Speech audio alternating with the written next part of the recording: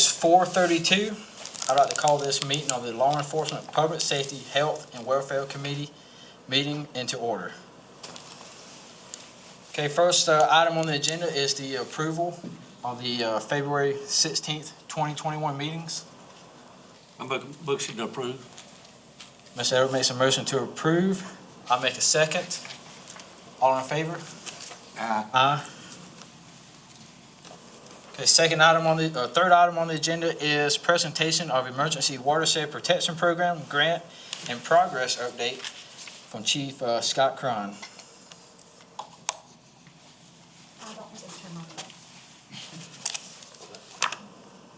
It's on the side. Here, requires glasses. You're on. Good afternoon. Thanks for the opportunity to come out today, sir. Today we're going to be talking about the emergency protection grant that we brought to council actually a few months ago. We are at the process of where we're actually at in moving forward with a contractor, and we've been receiving a lot of questions. So I wanted to explain a little bit about it and why the importance of moving forward with this project as we move forward.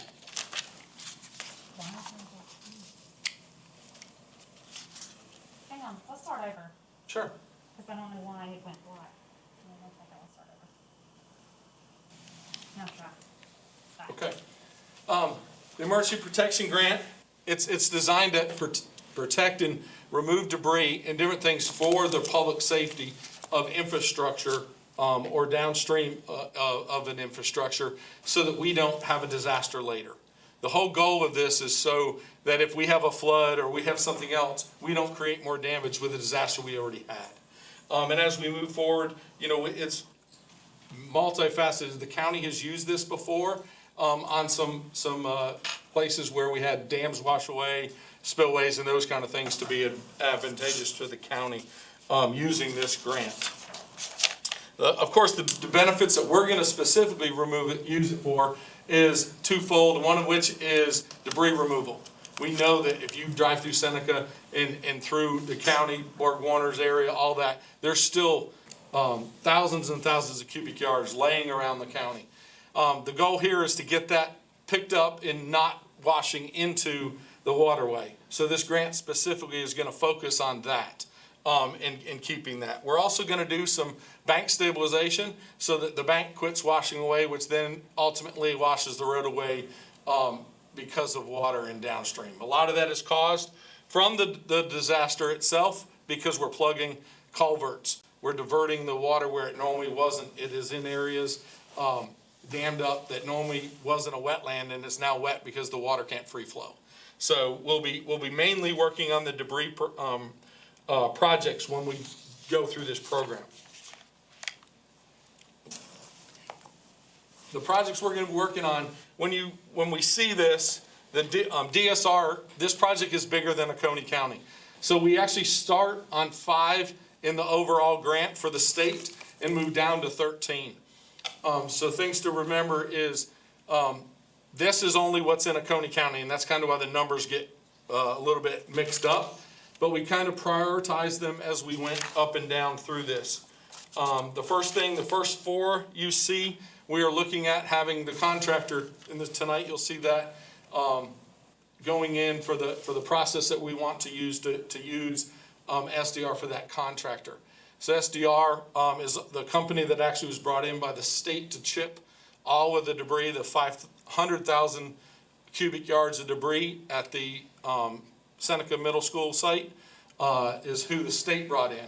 They also have some other contracts for counties that we were actually able to bounce off on. The reason why we're doing this is because of the time frame. If we don't move forward with this money runs out. We have to have a progress moving forward in the next 75 days. And if we don't have progress in the next 75 days, we cannot get an extension. It is considered an emergency waterway grant, and there is a time frame from the disaster.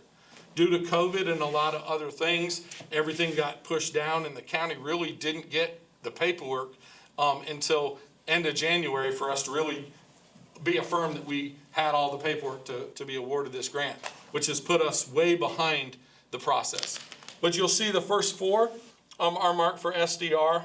And then you'll see some in yellow. Those yellow ones are the county.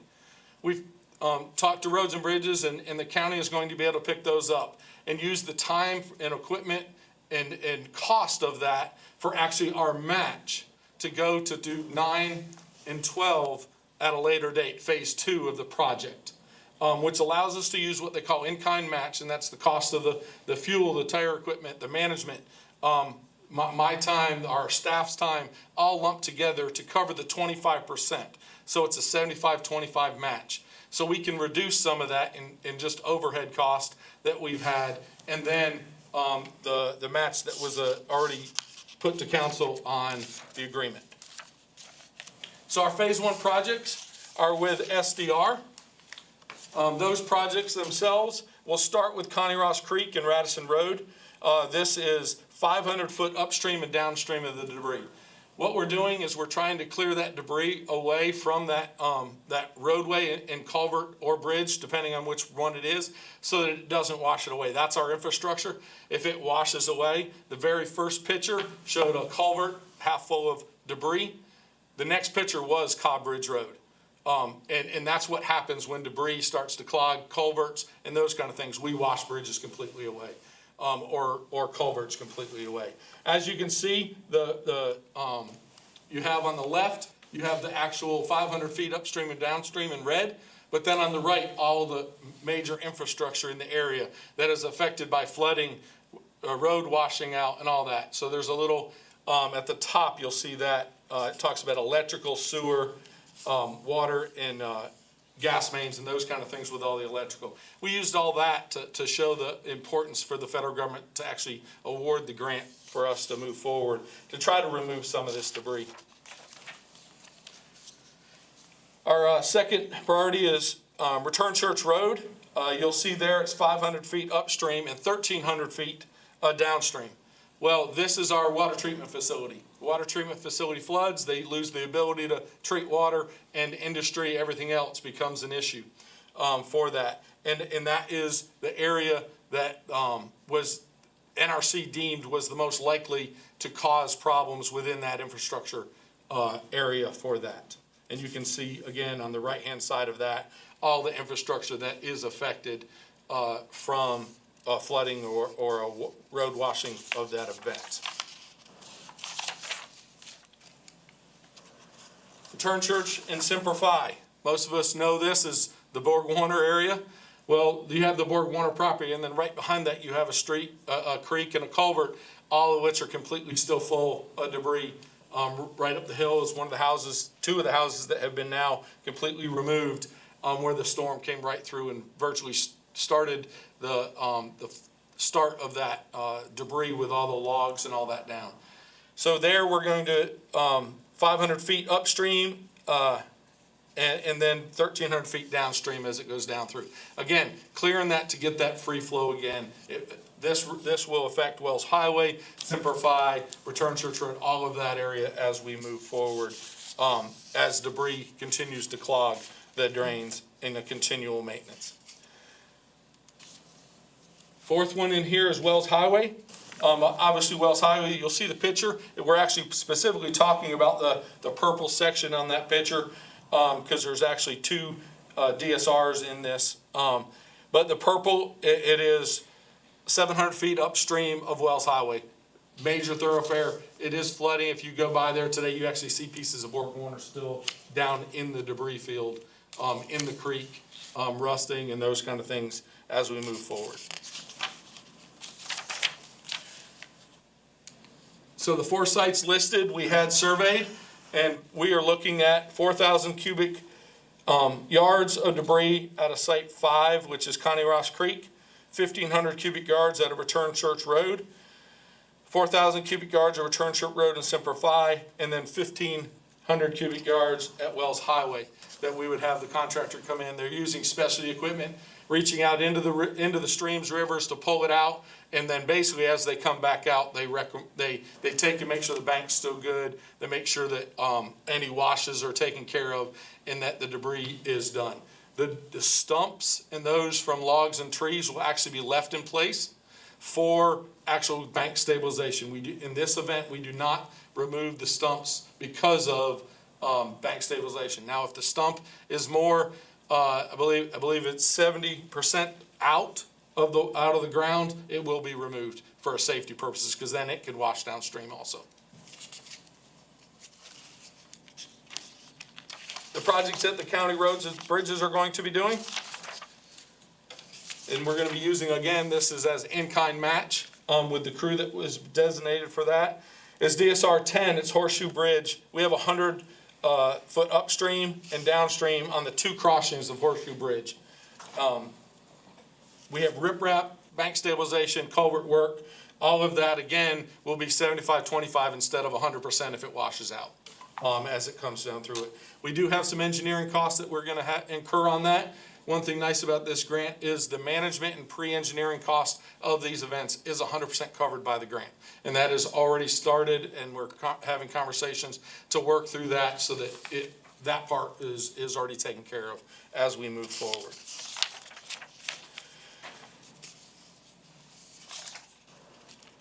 So this is a picture of the Horseshoe Bridge.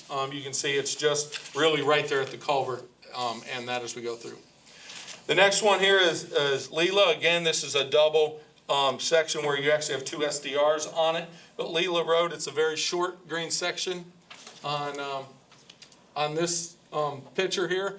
And most of us know it's right down in the gully. It's right by Ploma. You'll see so much debris there that needs to be removed. But it is easy. It's close enough to the road. It's a smaller section with lots of debris that the county can easily manage. Do the bank stabilization or whatever's required after we remove, and actually use that instead of being bogged down in a very, very large contract or a large area. We can actually get it in and get it out and get that match money that we want without using every single roads and bridges crew that we have to make this happen. Of course, it's down there directly in the heart of the disaster zone. Next one is Goddard Road. Again, you'll see this is immediately upstream and downstream of the culvert, and it is debris removal, bank stabilization, and those things as we pull that out to make sure that that area is clean. Because of the summer, that area, you can't really see the debris anymore. The problem is that pretty much the vines and everything have grown over the debris, and it's making it worse, and it needs to come out. So that will be the last of the county matches that you'll see that we're presenting for us to do. Again, we're going to be doing that match so that we have enough match money to go to the last two, and that's 9 and 12, which are very large projects that would go to SDR. So right now we have the match for priority 1 through 4 for us for the SDR contractor to come in, and then using the county match, we can try to make up enough and not have to come back for more money to finish up this project in its entirety by what is done by the county. Phase 2 for our contractor, you'll see is James Way Drive. This right here goes all the way up below what was our chipping site. It is from, all the way from the project that we do at Wells Highway all the way up there to Dalton Road. In that area, it is where the sewer line washed away. There's infrastructure you can see that goes through there, that line, and any of that is just going to get worse as that project, if it just rots away and starts clogging those culverts to go through. Next one is Ploma, coming down through, going up that stream and covering most of that. That one is actually 100 foot upstream and 400 foot downstream of Ploma and Orchard Road, and going through that project. That is our last priority, but again, it's a huge project when we look at those. So those two projects alone, when we talked about the other ones, we were 4,000 cubic yards. 9, which is James Way, is 22,200 cubic yards of debris, and then the Ploma is and number 12 is 26,500 cubic yards of debris. So they are huge sites that we hope to get to with the match as we move forward and get this taken care of to help our infrastructure as we move forward. When you look at a total, we're looking at 10,917 total feet of waterway that we're going to be looking at clearing. That is not just the waterway. It will go 40 feet on either side of the bank to make sure that those trees and those that are in that zone get pulled away. If a tree is falling in that area and falls out of that area, it will be taken also. So if the tree, we're not just gonna cut the tree off because it's outside of that 40 feet. If it falls within that fall area, it will actually, part of the agreement with the contractor or Roads and Bridges will be to remove that debris from the site. Our contract, you'll see on the phase 1 is 11,000 cubic yards approximately of debris removal with chipping and disposal. And then phase 2 would be another 48,700 cubic yards. And these are all estimates. No one can go in there and look at this piece and say, this is exactly how much it is. So we will have to monitor, and we have a program that we'll be doing to monitor this, to make sure they're following the rules and they're following, making sure that we document what the cubic yard is coming out of those facilities for that. What's nice about the grant is that cost we've been working with to get the monitor in place is also covered. The monitoring is covered at 100% for this grant. So having someone check it and the staff that we're bringing on to do that is actually reimbursed by the grant itself to make sure that they're not cheating us with putting debris that's not supposed to be there into it, or they get the job done appropriately following the engineer's design. We are in the process. Today we spoke again to DHEC of permitting the chipping site. Talking to the school district, we've been working well with them. It does look like we may be across the street due to time frame and timeline of that because they want to do some engineering and some other electrical stuff on the other side where we've already used the chipping site. So we're working with DHEC to reauthorize that as a storage facility. I have also worked with our solid waste department. If we have to, we will actually go to the back side of the dump. It's a little further away. Again, that costs a little bit money for the contractor, and that every mile costs money. We will work with them to have a gate open on the back side, and they will basically use it as a temporary storage facility. They will put it there, chip it, and then we'll remove it. But it'll allow us to not have to haul it when you're talking miles, getting charged extra per mile. The closer we can have it to the damaged site, the better off we are when it comes to that. But that is the grant. You'll see that proposal tonight for the contractor to come through. And I can't emphasize enough the importance of the infrastructure is has to be worth 2 times the cost of the grant. 75% of this has already been given to the state to pay for this, and the county's coming up with the other 25%, which on phase 1 is already covered to move forward with this project.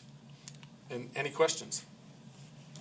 You said 75 days to make progress. What percentage progress do we have to make? So they think, the contractor said in 75 days, they're gonna have crews in here to finish 1 through 4. Okay. I can't tell you what the government's gonna say. The appeal or for the extension says basically was their progress done. And so with that, with Roads and Bridges and them, we should definitely be able, show that we're making progress. Especially since it's so short.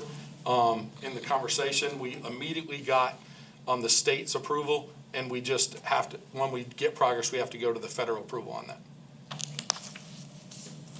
We're good. Thank you. Thank you, Chief.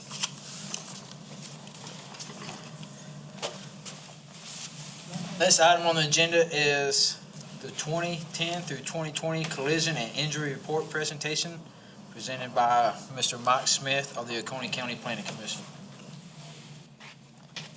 Thank you. Again, I'm Mike Smith from the Planning Commission, and we have before you right now a 10-year study of roadway collisions, injuries, and fatalities.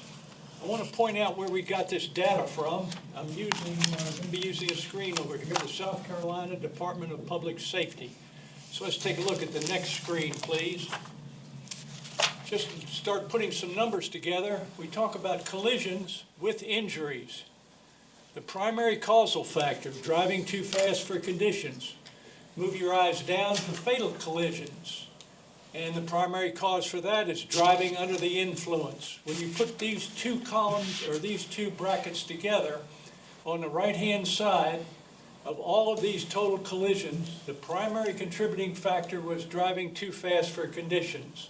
Now let's pause for a minute and just think about that. We've all driven in rainstorms, and we know that if we try to maintain the same speed that we do under dry conditions, that you need to understand your braking is going to take longer, your steering could result in a skid, and your rain could impair your vision. So if you get into a collision, you could be cited for driving too fast for conditions.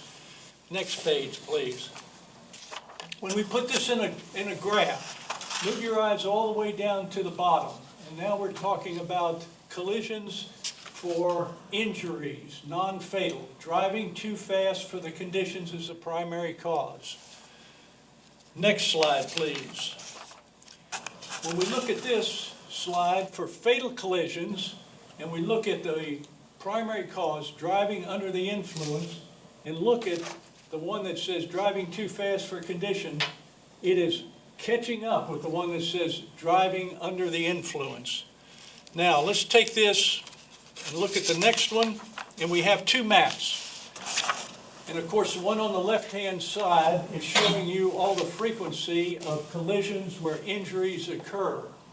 On the right-hand side, we've actually showed this in density.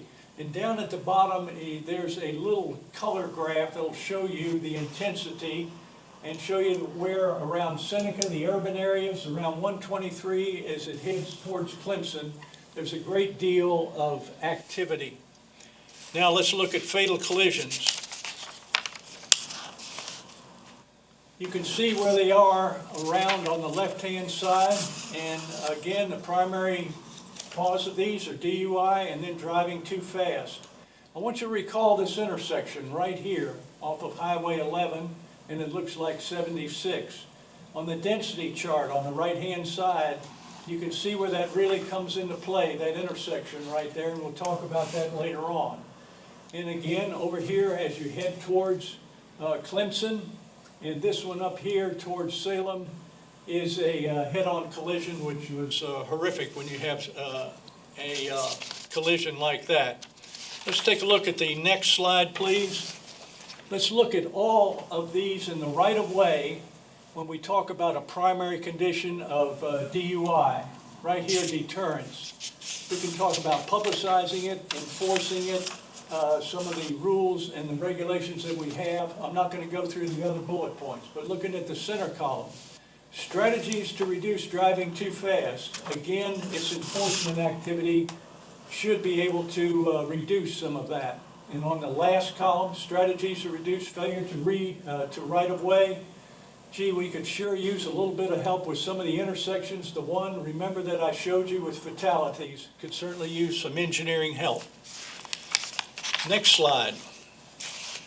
In the right-of-way, or outside of the right-of-way, I'm sorry, traffic impact studies, but move your eyes down to the third and the fourth bullet.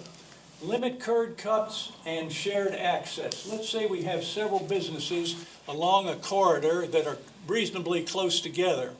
There might be a possibility of reducing some of these curb cuts if we can get them to share their parking space. And then moving down on the last bullet over on the right-hand side, these drive-through dining. Certain times of the day we've seen how this corridor or lane can be completely stopped up while people are turning in to get to these fast food restaurants. Last slide, some very broad objectives.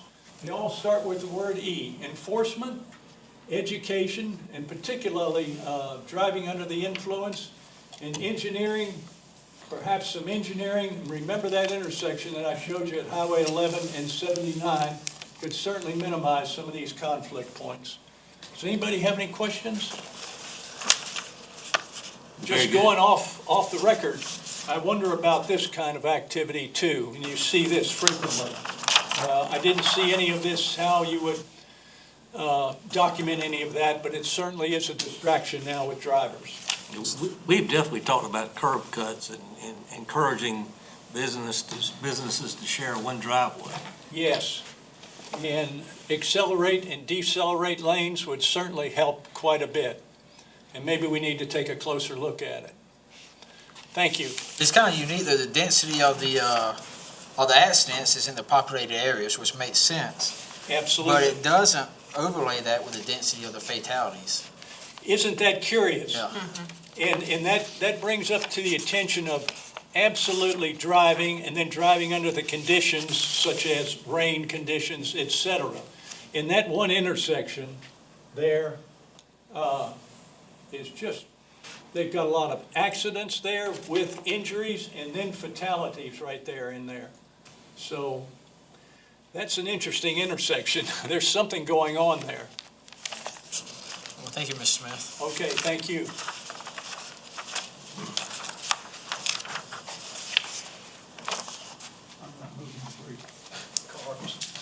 Okay, next on the agenda is discussion regarding proposed cultural and historical preservation ordinances. And I'd like to open it up to Mr. Luther Lyle.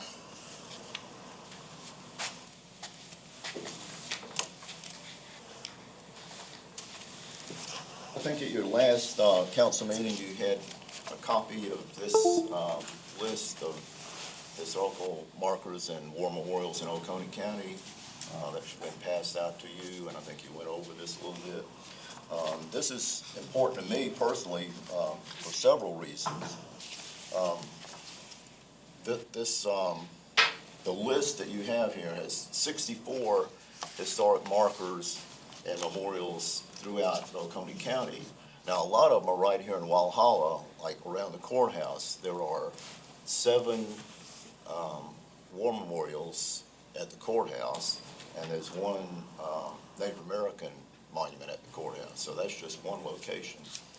The Veterans Park at the courthouse, that was dedicated back in 2003, I believe it was. I was at that dedication because I got to design several of those plaques on the Veterans Wall. So I designed 4 of those out of 10. But we have things for Bronze Star, World War II veterans who were killed, and so forth and so on.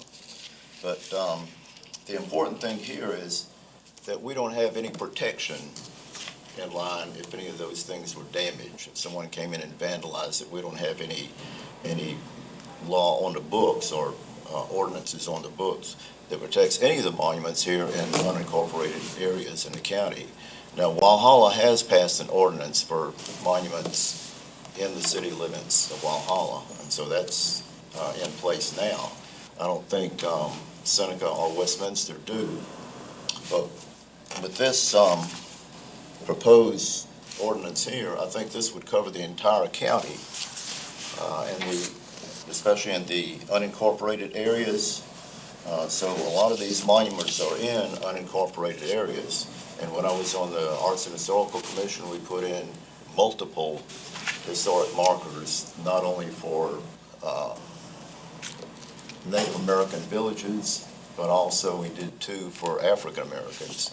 So on the list I had, if you still have a copy, we had bullets there. There are 3 African American memorials in Oconee County. I think there are like 2 in Seneca and 1 in Westminster. And this is kind of important to me because I'm on the Walhalla Diversity Committee. And we have done several projects. The latest one is we planted flowers at each end of Main Street. We call it Monuments on Main. And so there's a monument at East Main Street and West Main Street. And so we cleaned up the area there and planted flowers that were donated by Blue Hills Garden Club. So we put that in as a project for the Walhalla Diversity Committee. Also with Native Americans, there are 7 Native American monuments in Oconee County. Most of them are historic markers. But this is also important to me because I'm the director of the Museum of the Cherokee in South Carolina.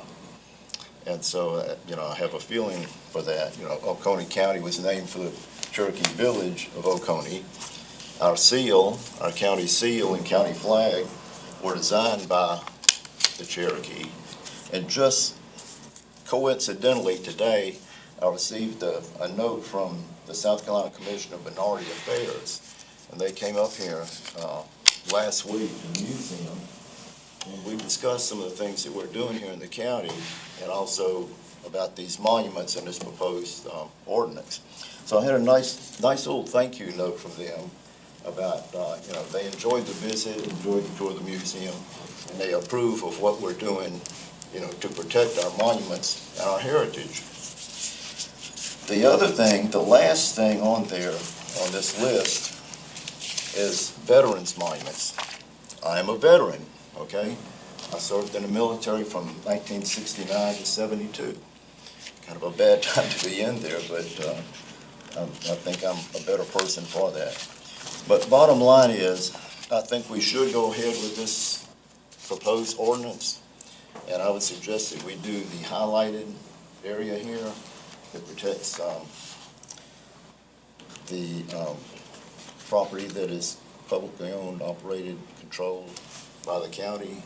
So that would include all the unincorporated areas, and that would also include church cemeteries in unincorporated areas. I think it's a responsibility of the municipalities to protect their own, it's in their side, within the city limits, but I think the county should adopt this and protect all of them. Questions? Mr. Chairman. Yes, sir. I've got some questions, and maybe Mr. Root can help us. The South Carolina Heritage Act and any other federal or state protection, is there anything that protects these monuments today? Yeah, the Heritage Act does, and it's really short, the applicable provision, the Revolutionary War, War of 1812, Mexican War, et cetera, lists several wars, World War I, World War II, Vietnam War, et cetera. Native American, African American History Monument, Memorial, et cetera, that's erected on public property of the state or political subdivision may be relocated, removed, disturbed, et cetera. So it makes any alteration of those things unlawful, and that's the state law. There's been, I know there was a move this session, I don't think it came to pass to either rescind that or alter it on both sides. One was to make it robust, and another one was to get rid of it. Obviously, it's a political issue for different folks for different reasons. But as it stands right now, it's section 165 of the South Carolina Code. I think in large part is applicable to a lot of what would be covered in the proposed ordinance as I drafted it, but it's not a preemption issue. I don't see anything in state law that says that, we are occupying this field that local government can't do something in addition to. And the penalty provisions related to the Heritage Act, the best I can tell, because there's no penalty provision attached to that section of the code, would be dependent on the nature of the offense. Obviously, injury to personal property, theft, vandalism, all those, myriad laws on the books about, crimes of that nature that are going to be penalized. I think that's what the state had in mind for these acts. It's just that, making a special call out for monuments. We would have in this ordinance specific enforcement tied right to it. But is there overlap? Yes. Is it covered in large degree? Yes, I think. And for the federal monuments, we'll just say it's broad range. Those are covered. The executive order that was issued by former President Trump really didn't establish anything new in as much as it said, hey, we are really going to enforce what we have on the books. So that covers the federal, and to the extent some certain state monuments, I think if we have an interstate commerce type issue, then the federal government could get involved. It's a matter of enforcement, and that's oftentimes a political issue. So yes, that's a long answer to your question. Yes, there's an overlap, but I don't know that it's 100%, and I don't see it as a preemption issue where you couldn't do something of this nature. And when I drafted the ordinance, I tried to make it in such a way, kind of a menu ordinance, meaning, one, I thought it make sense to open up a chapter within the Code of Ordinances, a new chapter 40 for cultural and historic preservation. We have within our mission statement, that we want to preserve and acknowledge what we have in the past while looking forward to what Oconee has, to offer in the future for citizens and visitors. And so capturing that mission statement and maybe having a new chapter for historic and cultural preservation. You notice I reserved Articles 1 through 4 on it, thinking that, the Bailey bill could go here, as we talked about that before, different things. Just thoughts. I don't get into policy on how y'all may want to do it, but it's kind of an architecture for this deal that might work. And then this would be protection of historic memorials. My only concern, I think, it's not really a concern on how if you open up a new chapter, we stick it somewhere else, is really the definition of the monuments. I took a couple stabs at a way to do it. I think Walhalla, it has it on the books, and I think it could enforce it, but it's difficult because it doesn't give a hard and fast definition. It doesn't talk about if it's on public property or private property. Obviously, if it's read broad enough, it could almost be anything, and it can almost be anywhere. The way the Walhalla is written, and I'm not taking any shot at them. I'm just saying that's the way they drafted it. The way I wrote it is either you could define it as a significant, monument that addresses a significant political, cultural, military, or social history issue. That helps you define it a little bit. Or the other option was to employ the Arts and Historical Commission to develop a list. They would set criteria, they could take applications or however they wanted to do the program, and then that list they would bring to council, and council would adopt it by way of an appendix to this ordinance. That'd be another way to do it, and that would make it a little bit more clear on what it applies to. These are just thoughts.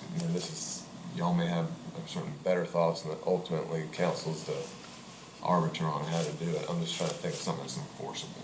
The Heritage Act, to me, provides enough adequate protection without us overstepping the state, in my opinion. But it's my opinion. Well, one thing that this addresses straight on is it prohibits the climbing on or attaching oneself to or attaching anything to. Does the Heritage Act protect a monument from that? Well, it says disturbed, so that may be read that way. The Heritage Act speaks to relocation, removal, disturbing, or altered. So it's not clear cut. Yeah, open to Right. debate. I suppose that's the closest term that would cover the climbing on. But I think then you have trespass issues that are going to come into play. And the sheriff could probably speak to this to a certain degree, but there's only so many law enforcement officers out there to enforce, obviously these things, and some of it's a matter of deterrent, and it's up to y'all on the policy of it. That's why y'all elected to figure out if it's good or bad or indifferent. So if we have an ordinance on the books that says you cannot climb on or attach oneself to, then we're getting a situation where somebody wants to stand on top of a memorial and cause an issue for a number of days. If you have an ordinance on the books, then you have just cause to remove that individual from the monument before it just continues to escalate. They could be cited for it, and you talked about this before, the jurisdictional limits. County ordinances are capped out at the magistrate's court limit, so that's 30 days or $500 at this point in time. It may go up, so there's always talk about raising it some, but it stayed at $500 for a while, 30 days. Wow. In reference to the South Carolina Heritage Act, it was a compromise at best, and it tells you what you can and cannot do, but there's no repercussions if you do any of those things. So you can climb on, you can deface, and there's no penalty for any of those. And so that was one of the problems they had initially, and that's coming back to haunt them, and I think they're trying to work that out. And I know their tooth two proposals right now. One has absolutely no support. I think one person proposed it and he didn't get anyone to back him up. But the other one is to strengthen the South Carolina Heritage Act and put a provision in for, if you damage this or remove it or whatever, there will be a penalty. So I think if we have a penalty written into this, that would help. It would be better than the South Carolina Heritage Act. And as far as overlap, that can be a good thing. Because if one ordinance doesn't cover it, the other one might. I think in Walhalla, we have a pretty good ordinance there, and it has teeth in it. So I was glad to see that. But anyway, I think it should be countywide. No, it doesn't preempt state law. All it does is increase protection of our history and our monuments. And as the local elected body, that's kind of what we're here to do, is to take on local issues and protect it and protect our local history. And the beautiful thing about this list is it covers all the districts in the county. It's not just one or two, it's all of them, because the monuments are scattered out fairly equally. And I like the idea of the highlighted portion as far as applying it, and then having the Arts and Historical Commission. We could start with this list and approve items, and then there may be a marker out there that we're not aware of as well, right? And that could be brought before the council for also There are protection. some that are not on this list. Right. And that way it's definitive, this is a protected. Were you saying start with the list that Mr. Lyle had up? I mean, that's a starting point. Yeah, that was I guess the other concern. I think that is like Wikipedia is accurate. I don't know if people give it a hard time, but I think that's similar to Wikipedia. Individuals can add to and subtract or edit from that list. That was my concern with that. It's a floating list. If you were to adopt it, it could Well, be. we could bring that list before the Arts Historical Committee, and then, So leave the ordinance as it is and give the Arts and Historical Committee kind of instructions. right, and then we start can lay here. out, we can then find and locate what monuments we'd like to apply it to. And then it could be, living as, if we find more, 2 years from now, there's a marker somewhere, it can be presented before the Arts and Historical Committee, then to council. That way it's clearly defined, doesn't leave much leave room.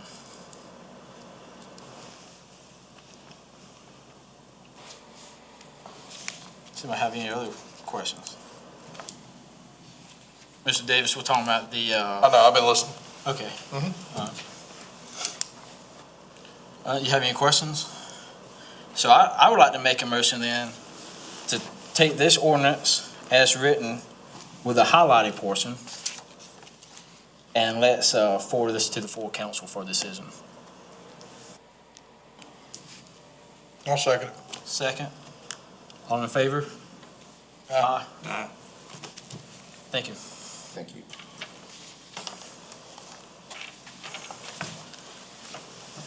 Mr. Reed, that was okay if I seconded that. I have been watching the meeting since Yeah. yes, sir. So I did see the entirety of that conversation. Okay, next on the agenda is discussion regarding proposed forfeited property ordinance. I can kick this off, and if y'all have questions, the sheriff's here to answer. But y'all are familiar with the property is seized when it's something that's used in ancillary to, in this case, drug offenses. The property is through a procedure that's court ordered, usually, or always, but it either comes through by an adversarial proceeding or a consent order. The court signs off on it, and that property, be it personal property, money, vehicles, what have you, or real property, which is this case, is forfeited to, it could be a number of different agencies, but here these parcels of real property were forfeited to the Oconee County Sheriff. The Sheriff's Office is listed in the deeds that were accompanying the ordinance.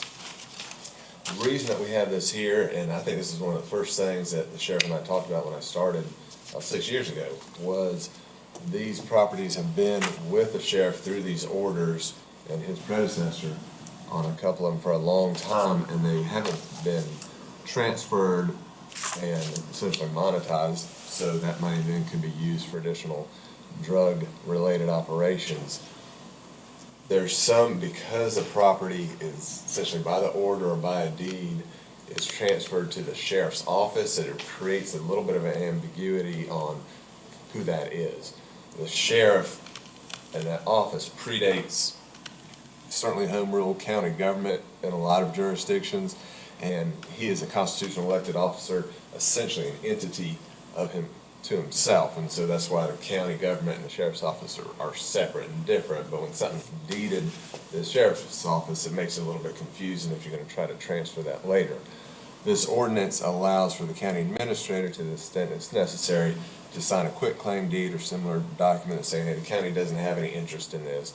That's the law. These are violations of state law. The procedure to get this to the sheriff is a state law procedure. It's going to be used for further enforcement of state law provisions.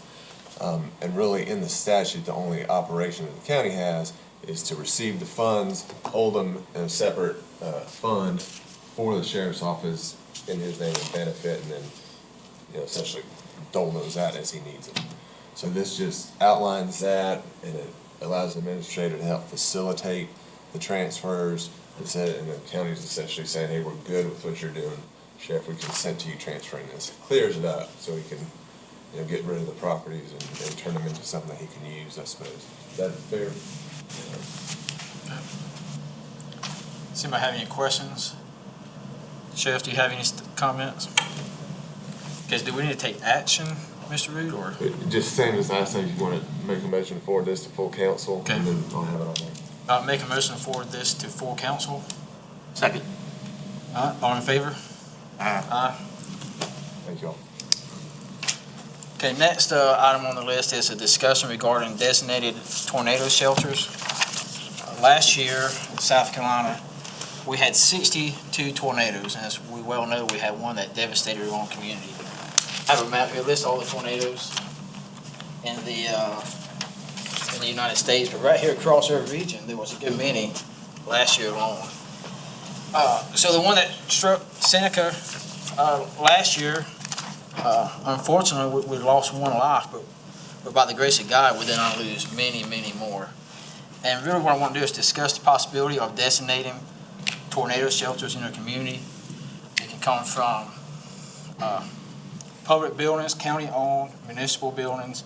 The library in Walhalla has a basement. We can get private entities involved as they volunteer, such as some of the older churches or brick buildings, and sit on a basement to give people somewhere to go. The one that hit in Bountyland last week wouldn't do you much good, but like the one that happened last year, that was long track storms. And the meteorologists did a great job of forecasting it. They told us when it got to us we was going to have tornadoes, told people stay up at night. They tell you if you live in a mobile home to leave. Well, the problem is a lot of people who live in a mobile home, they don't have anywhere to go. So this would provide a shelter in the community, a safe place for people to evacuate to when it's activated. Such as that night on the 13th, if we knew they was coming, you could activate them a few hours beforehand and have it voluntary for people to go to. There's some other counties in Tennessee that do this. Bradley County, that's east of Chattanooga. They have various shelters that are a mixture of private, public, and they activate it through the emergency alert system. They'll send out a text that, hey, the shelters are activated, and then people can go seek shelter in them. So I guess you just got to go through how you work through it. The keys, such in that county, they keep the keys at the fire departments, and then we could do the same, and then have perhaps the sheriff's department or somebody, when we activate them, go unlock and open up the facilities for public use. It could potentially save a life. We're very fortunate from last year, and I lived in a mobile home most of my life, first 33 years of my life. And when they call for these storms, sometimes you just go to bed and pray and hope for the best. But it sure would be nice to have somewhere to go. I know my wife, if we still lived in a mobile home last year, if there was a shelter available, she would have took the kids to it. And that I think that's a service we can provide to the community that would be of little expenditure to the taxpayers. But anyway, does anybody have any questions or comments? or thoughts?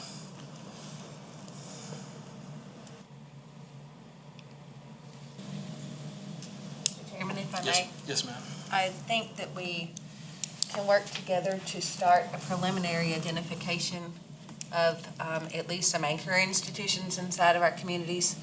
To begin that process, Mr. Root will have to work with you on what our responsibilities are, how we'd hold the keys. And just off the cuff, if you don't mind me asking, Chief Crown, do you think we could put Knox boxes up?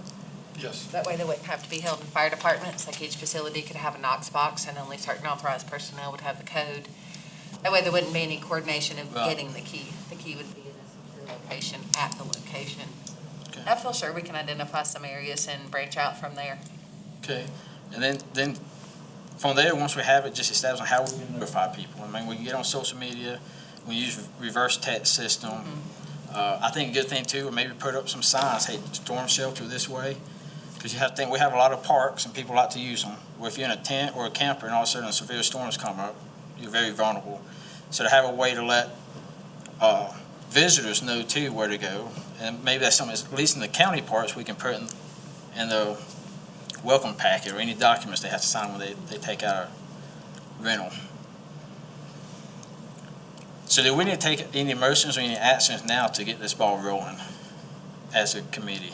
I'll defer to Ms. Root on if a motion is required, but I believe that we're fully understanding of the desire of this committee, and we'll bring that back. Okay. Yes, we got it. All right. Roll. All right. Do I have a motion to adjourn? So moved. Second. All in favor? Aye.